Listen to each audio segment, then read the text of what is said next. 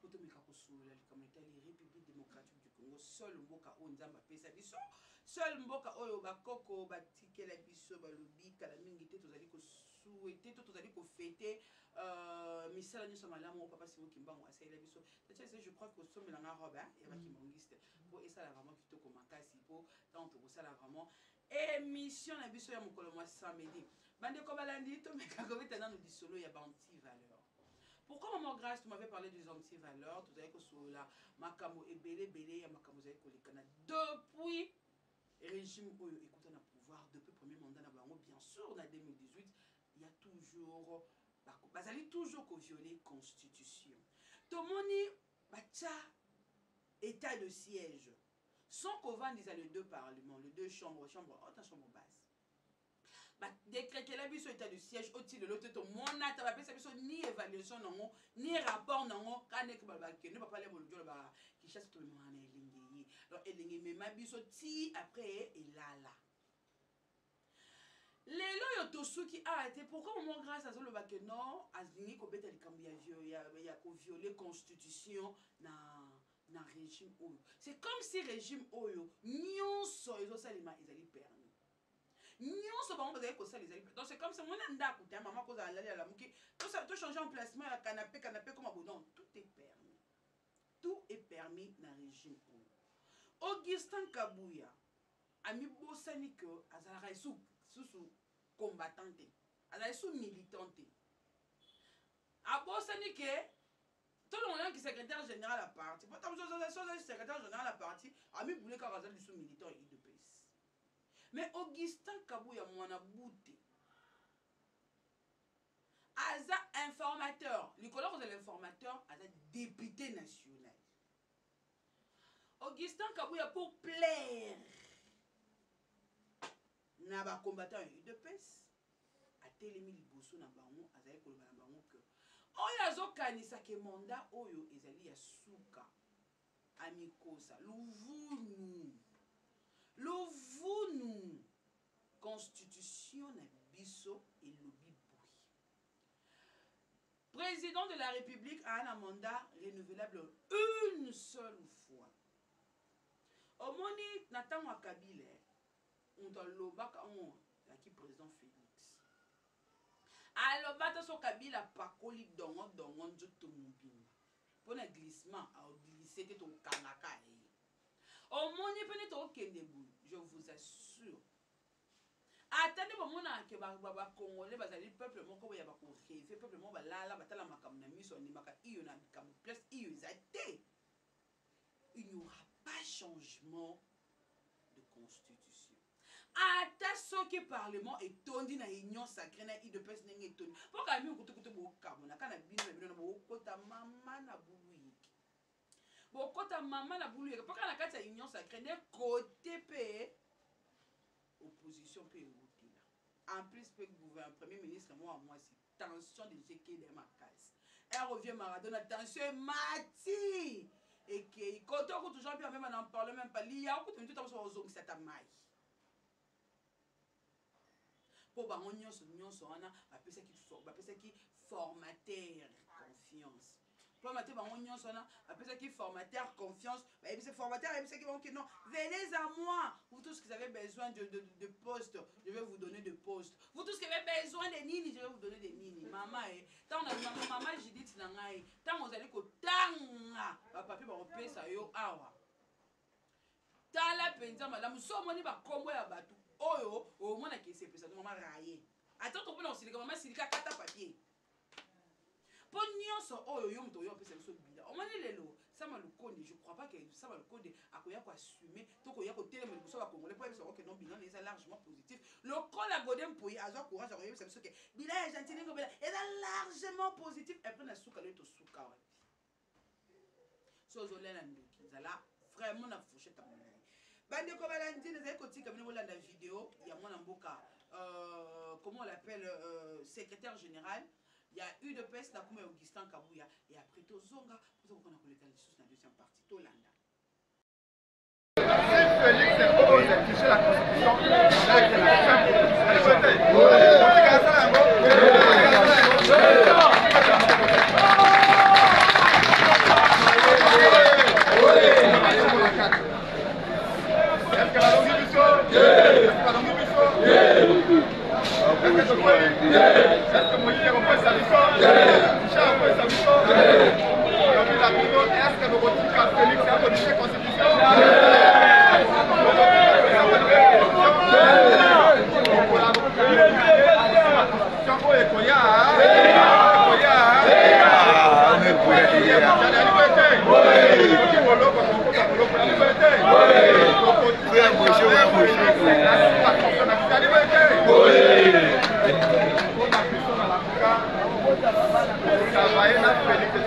Il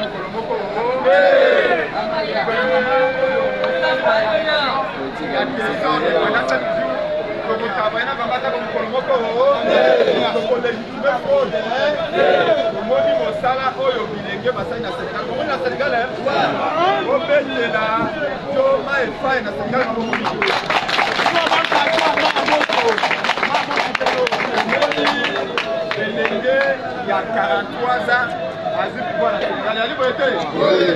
Bazali corrompu? Est-ce que Baba Gati Bitumba?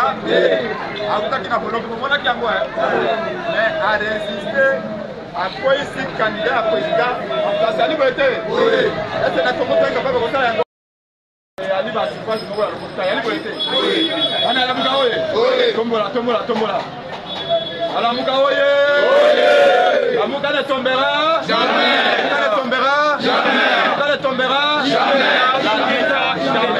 La lutte va continuer à liberté. La lutte va continuer à liberté. 2028 et Ali à Bissou et à liberté. Opposé à 2028 et Ali à Bissou et à liberté. Toko sala oyo ba sénégalais ba salé à liberté. Toko sala oyo peuple sénégalais a salé à liberté. Félix Amata Akita candidat mon côté à Kotia. Oui, à combattre Penge, à combattre Fayoulou, à combattre candidat à la Mouka liberté. Biso Toyebete, mandat ya Kimoyibi, à Kosa Yolo Komoko, à élection à l'Okuta organisé pendant 7 jours, à Kosa Yolo Komoko, social à la Congolais à l'Ikobe Bobe à liberté. Économie en Boke à l'Ikobe Bobe à liberté. Oui, Italie éducation à Bana. Et là, comment on a comme ça la matin, la liberté. Oui, Italie sécurité, mi-coloniaux, c'est pas de la liberté. Est-ce que le Camalonga est que ça m'a tiré le gelou? Jamais. Le Camalonga est que ça m'a union sacrée? Jamais. Vos banques se parlent à le deuxième mandat. Vous allez vous le à Koyiba, la liberté. Mais tu sais qu'il y a un peuple, vos Fongola, vos Fongola, vos Monio, vos Sénégalais, vos Sali. Est-ce que vous avez un Awa? Chose à la batoté, baye na polo, baye na chapeau, aujourd'hui il y a la liberté. La lutte doit continuer. Bana la muka, voilà, tu kozonga, tu kolanda mwana muka prince epenge ndenge azali ko pesa déjà bana muka bakona kolamuka pona kotikaka jamais bakokana ko violer constitution. To mobeko likonzi na biso ekosimbaka. Bandeko na ngai tokomi na confusion et toyeba lisusu te comment kosala mosala na biso. Comment maman Grâce Tumbakolo babungu. Journaliste a commis na ko travailler na bakoka jambe. Oleka boye c'est sac, ozonga boye c'est sac, okende boye c'est sac. Biso na bino toyebi que c'est sac et pekisa qui était muto moko te akoka lisusu na kolubeta lisolo ya makambo zali kobeta mato ya guerre ya est. Apesa qui juste droit, to apesa qui privilège na wa expert. Il y a guerre, on va y avoir le son à Kamwana. Mais il y a pas c'est là que l'accès que sont experts en outil. Ce qu'on avait compris, c'était juste une façon de nous faire taire et de ne pas dénoncer sur ça. Lelo yo Corneille Nanga abeti Thomas abeti Tolo le biete akoya Kinshasa. Malamoko c'est ça que ayimba moko pona ko pekisa ba panzi sango ba meka ko partager information à la té ba maté bazali ko encourager to bazali ko soutenir ba to bazali ko sala makambo na molili pour pas ko na ko tia de coq à jambe na gouvernement congolais. Où allons-nous avec ça? On est là pour dénoncer des antivaleurs. On est là pour faire notre travail tranquillement, Kouloutou. Kouloutou Nangaï Christian Boussimbi. On ne peut pas étouffer les choses. Il faut voir que le travail, le lenge mon konandeko, papa oya kendaka wana. Papa oya kendaka mon papa ya sankourou. Quand on voit quelque chose, on va toko loba. Mais non, tombe vous avez comme keto lobate. Si comme un petit peuple oh ba ebi likambute. Ce qui les lo likambuka fu momo ekwe ba koye bandengini. Et ils seront informés comment. Bakoye bandengini ni keno likambo zaiki bozaiki bo. Ah tozo mona payer on a pe kuna bare. Bande koye que niveau vitesse à réseaux sociaux ezali. Er mo brin pe sanga ubanga. Oh, surtout quand on a une vidéo, il y a une vidéo, maman va dire qu'on est bête, les MacBook. Eh, à côté. Tout surtout quand on a sali meeting, tout surtout quand on a sali bout. On ne peut pas continuer de vivre comme de lâches. Quand même. Vous allez RDC, l'eau comme Makassi, République démocratique du Congo. Nana moi habite que RDC c'est l'eau comme Makassi. Nana moi habite que Thomas Père au bout que non RDC c'est l'eau comme Makassi. Qui? Nani a koboya que RDC c'est l'eau comme Makassi. Mais ceux qui biso moko to zali ko jouer na lâcheté. Ceux qui biso moko to zali ko mikoti la mabulu, les loko moko zanga tina omunike loko bangi jouer au dindi na kati le boulot pour na obata. Bandi kuna ngai. Je peux pas beaucoup vraiment vous dire sur ça. Donc, je peux vous laisser suivre. Donc, ils allaient ma vidéo différent, ils allaient ma thème différent. Il y a mon ambo capéro Loire. Il y a côté comme déjà 3 vidéos variées. Beaucoup de gens ont appelé si message ma camounion so. Ouais, ils allaient on pose mais message de la nion so to idée on a nion so. Ils allaient kako identique na makambo ya guerre. Ils allaient kotungi sambo kala biso. Donc, il y a toujours la guerre ya makambo. Ils allaient koper ça pas si na moi na nion so Congo. Nakotika bino boko kana kolanda mona mboka pero na ebité soki na commis déjà près déjà des co-réalisateurs boko kana kolanda mona mboka pero. Comment ne pas avoir la guerre lorsque vous avez un président de la République frappeur comme Félix Tshisekedi, frappeur, moyibi, batu mobimba gouvernance na bango bayela ki moyibi. Comment ne pas avoir la guerre? Quand vous vous réveillez un matin, vous n'avez pas de l'eau à Kisenso, vous n'avez pas de l'eau à Matete, vous n'avez pas de l'eau à Bandal. Vous apprenez que le président de la République a détourné 500 millions de rames, 600 millions de rames. Vous apprenez que pour organiser le braquage électoral, ils ont dépensé 1,3 milliard alors que tout le monde sait que la moitié de cet argent va kaboli yango. Miyibi. Problème de gouvernance. Quel est l'idéal de la gouvernance de M. Félix Tshisekedi? Posez-lui la question. M. Tshisekedi voit le Congo où en 2025? M. Tshisekedi pense quoi du Congo dans 10 ans? La gouvernance. La gouvernance de M. Félix Tshisekedi pose problème. On peut beau crier. Le Rwanda, Paul Kagame. Si on n'arrive pas à résoudre ce problème, nous n'avancerons pas, mes chers frères. La gouvernance de notre pays pose problème. Nous avons des voyous, des frappeurs à la tête de nos institutions. Des petits bandits. Des petits bandits. Et comment ne pas avoir la guerre? Comment ne pas frustrer les gens quand la tête est pourrie comme elle est aujourd'hui? Vous avez aujourd'hui les problèmes de tribalisme. Tshisekedi Félix a détruit les tissus. La nation n'existe plus. Comment ne pas avoir la guerre quand sur les 450 tribus que nous avons dans le pays, tout le monde est frustré aujourd'hui? Les Baluba basako dondo lokola mboke komi ya bango. Baluba. Et loko malonga et pana bango ezalité. Leur frère ne fait rien. Et pana bango kuna la kasai nzala na nzala. Nous avons quoi chez nous à part la faim? Comment on peut pas avoir la guerre? Comment on peut pas avoir la guerre? 4 ans, 5 ans. Muluba ya Tshisekedi n'a rien fait chez nous. Rien. Baluba. Ba comme go finga bino bandoki. Boza bandoki. Augustin Kabouya Lobaki. Bozo Okimaki Ndoki Nanzale pas na biso bozo Ndokene na ba province Sabato. On ne peut pas avoir de guerre comment quand un homme prend le pouvoir. Il s'est fait appeler Moukwantombolo et il est fier de ça. Moukwantombolo est une magnificence du tribalisme. Il vous organise des élections totalement loubalisées. Balouba, Babumimboka Balouba. Le malheur, c'est que les Balouba que lui utilise, Baza Balouba ya Chijengu. Ya Fufu à Masangu, Balouba ya Maele Bali, Balouba Batangi na Bavard Bali, Balouba Batangi na ULB Bali, Balouba Batangi Sokyo Bali. Mais messieurs, Olingo ça la tribalisme, pesa Balouba ya solo pouvoir. Yo ke ko zo bato Fufu boliera na bango Fufu. Bato boliera na bango Mulembwa, bato boliera na bango Mujibu, boliera na bango Mumpala. Bato bo beta na bango ba solo ya ba copine. Nde oke ko cha. Ba topé Mukengeshai, topé Mukengeshai. Quel est le niveau de topé Mukengeshai? Jean-Claude Kabongo, quel est son niveau? Quel est le niveau de ces gens-là? Bogoyo, Biselele, ancien vendeur de abandon tika ba mapapa na ba sapatu na Goma. Voilà Balubo ya kekoso. Vidie Chimanga, des coopérants, que des coopérants. Il est allé ramasser tous ces Baluba là et c'est des gens qui l'entourent. Bon, Augustin Kabouya, c'est des gens tu te dis mais c'est quoi ces problèmes? Qu'est-ce qui se passe? Osa tribaliste, mais Luka Baluba ya solo, Luka Baluba pe ya solo Chawana. Non. Mais comment vous ne voulez pas que nous ayons la guerre dans une condition comme ça? Aujourd'hui, les généraux katangais sont tous arrêtés. Les militaires, les officiers katangais sont tous arrêtés. Hey, Bazo préparer coup d'état. On arrête. Les Balouba qui font des désordres à Lubumbashi. Les Balouba, les Wewa qui pensent qu'aujourd'hui le Congo leur appartient. Les Wewa, les Balouba qui dérangent à Kinshasa. Vous, comment ne pas avoir la guerre dans ces conditions-là? Et les autres peuples, ils font quoi? Ils vont vous laisser parce que vous êtes les Balouba, bon, Bango Nazolo. Ça, c'est pas le Rwanda. Ça, c'est pas la responsabilité de Kagame, c'est nous. C'est notre responsabilité, frère. Félix se donne le bâton. Aujourd'hui, vous pouvez tout dire. Mais Félix a tout détruit dans le pays. Félix a tout détruit. Félix a tout détruit.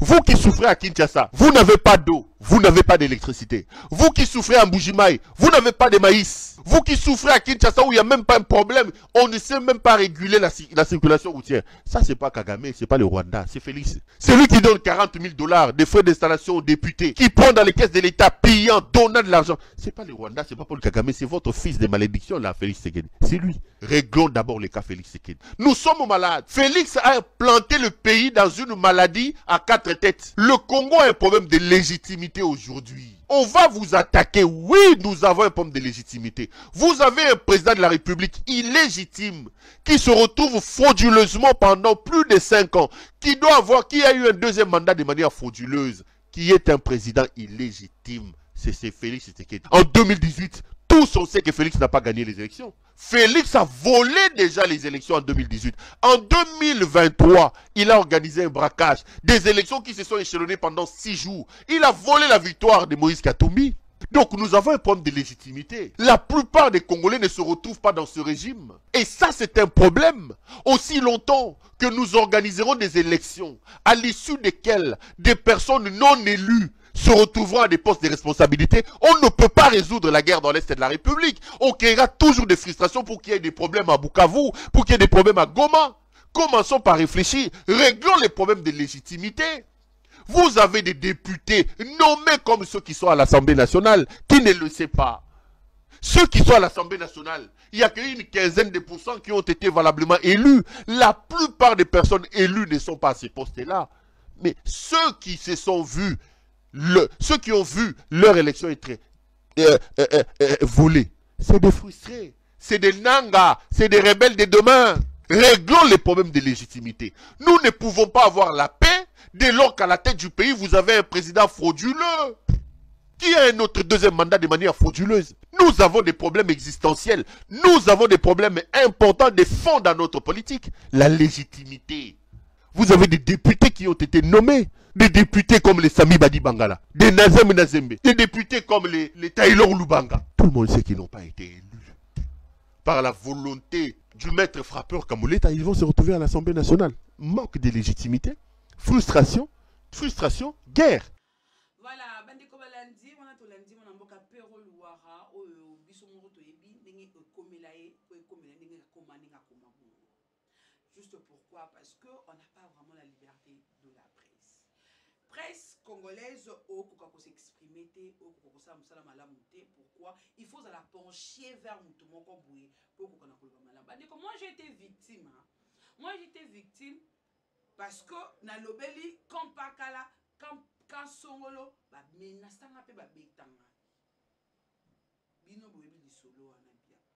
Nyonso ne yosala pourquoi? Parce que tozo kokako travailler malamu te, monto na monto azali kotala juste ba intérêt na ye. Politicien azana posa za batu na ye ba lobela kaye ba marche pied na ye, azana posa ba lobele après pupoli asimi nzela ki. Et pourtant c'est pas comme ça.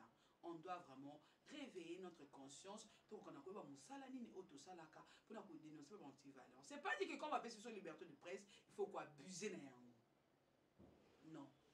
Il faut pas aussi abuser. Donc il faut venir donner des informations qui sont vraies et des informations oh vous allez dans la source d'information dans la source dans moi et bani.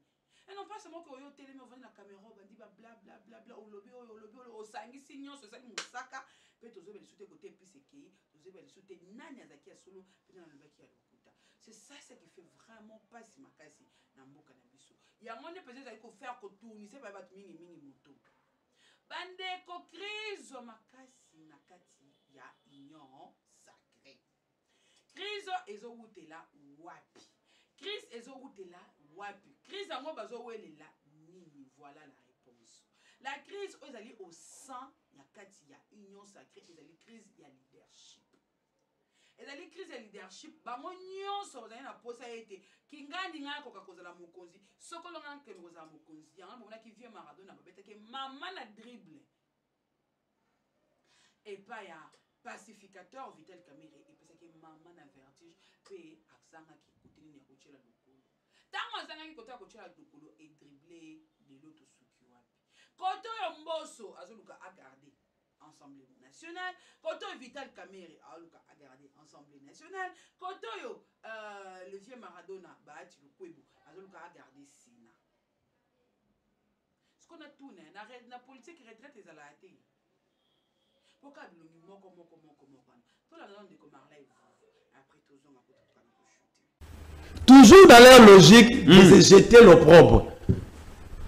Entre temps, si on a un problème sur un député Moura Sankourou, tout est monté dans le pays peut monter à Rwanda Koufaki.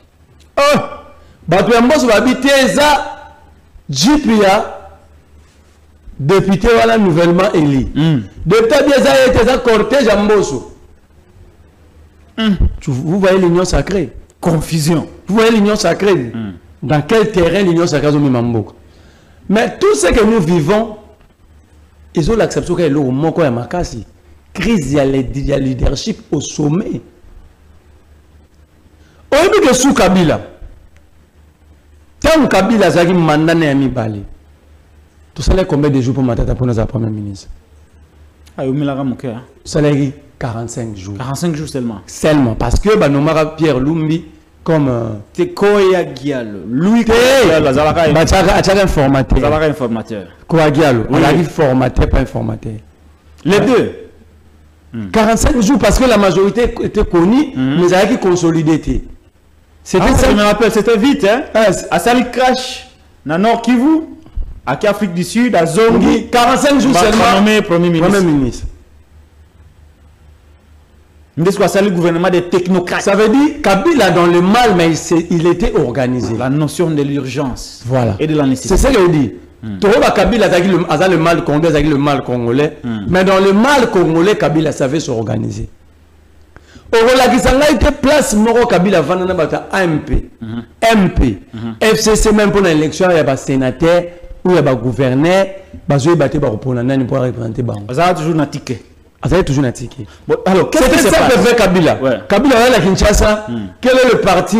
Il y a AMP sa majorité, au PPRD. On va sa gouverneur. Le parti qui vient après, hôtel, bureau. C'est comme ça que tu avais le gouvernorat. Voilà. Dans le sud qui vous. Voilà. Dans la situation après, au parti tel, bureau, vice-bocha Koulistia gouverneur. C'est comme ça. Et les caméras, il y a parce que pratiquer, il y a bongo, bango, bamboso, wana babati, bayebi. Bon, dis-moi un peu. Ça veut dire ici, c'est Félix qui n'est pas respecté par les siens. C'est Félix qui ne joue pas d'un leadership visionnaire. La famille politique. Mais on ne les respecte pas. Dites-moi, qui ne connaît pas le nombre de députés à l'Union Sacrée? Il y a INC. Qui ne connaît pas le nombre de députés? Il y a Parti Mbosso. Qui ne connaît pas le nombre de députés à IDPS? Député à Batutu, Yebani. Comment l'informateur peut prendre 2 mois, 3 mois? Très bien. Attends, on va aller. C'est une question connue même pas par citoyen lambda. Très bien. Restons d'abord au niveau de l'Assemblée nationale. Au gouvernement. Il y a des noms qui sont cités. Des noms pour l'instant.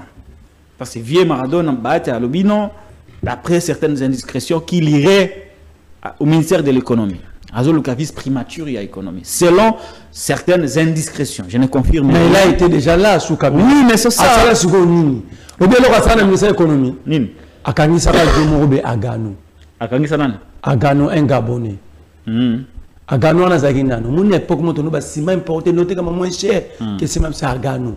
Il importait tellement de tonnes de ciment, soit engagé à plus de 400 Congolais. Bahati or que pays pas au ciment na groupe Taverne. Ah, vieux Bahati avec ciment na groupe Taverne. Na groupe ba société néwana.